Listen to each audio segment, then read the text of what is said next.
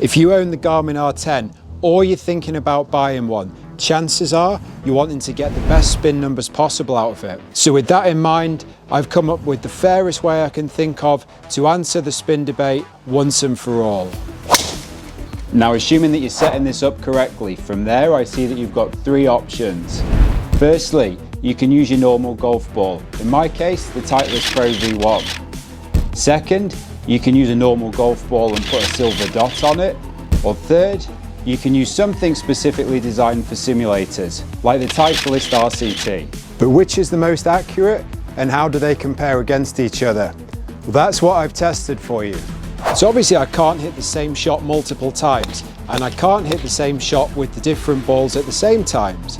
So what I've done is I've hit 5 shots with a regular Titleist Pro V1, 5 with a Titleist Pro V1 with the silver dot on it, and 5 with the Titleist RCT ball. I've done that with my pitching wedge, 7-iron and driver. I'm going to give you those numbers in terms of the average spin and the average carry distance, and from there, once and for all, we can settle the debate. Are the spin numbers accurate, and should you consider switching golf ball when you're using the simulator at home?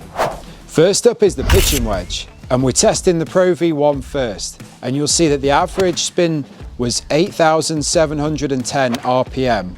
The dot, 8,828, and on the RCT ball, it was 8,334.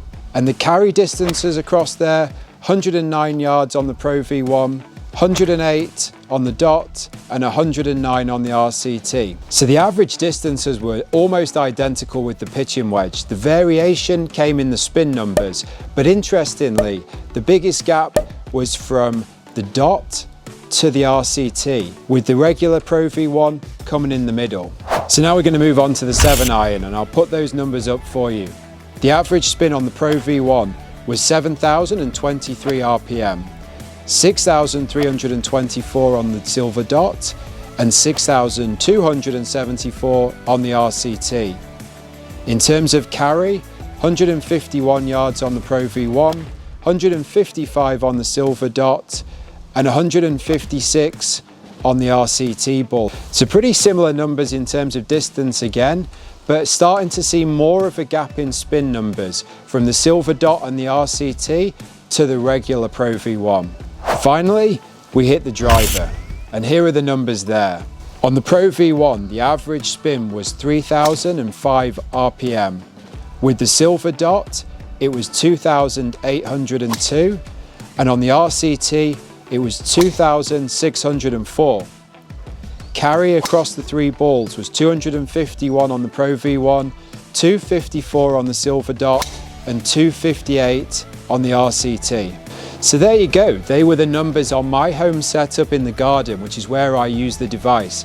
To collect that information, and I tried to keep it as fair as possible, I use the driving range feature on the Garmin app, so everyone has access to that. Obviously, I'm not a robot, and to be honest, I have no idea what spin numbers I get when I hit a golf shot.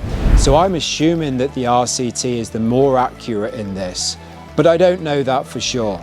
Ultimately, I think it depends how you want to use this device and how accurate you need the numbers to be, or how accurate you feel you need the numbers to be. If you're wanting to do more and you need more accuracy on the spin numbers, you obviously might consider using the RCT or the silver dot approach. But all in all, for the price of the unit, which we all know is fairly cheap, I think you're getting good results with just a standard ball. And you've got options there if you want to change that up. If you want to know who I think should use this device and who shouldn't use this device, make sure you check out my original review of it. And for everyone else, I hope to see you in another video soon.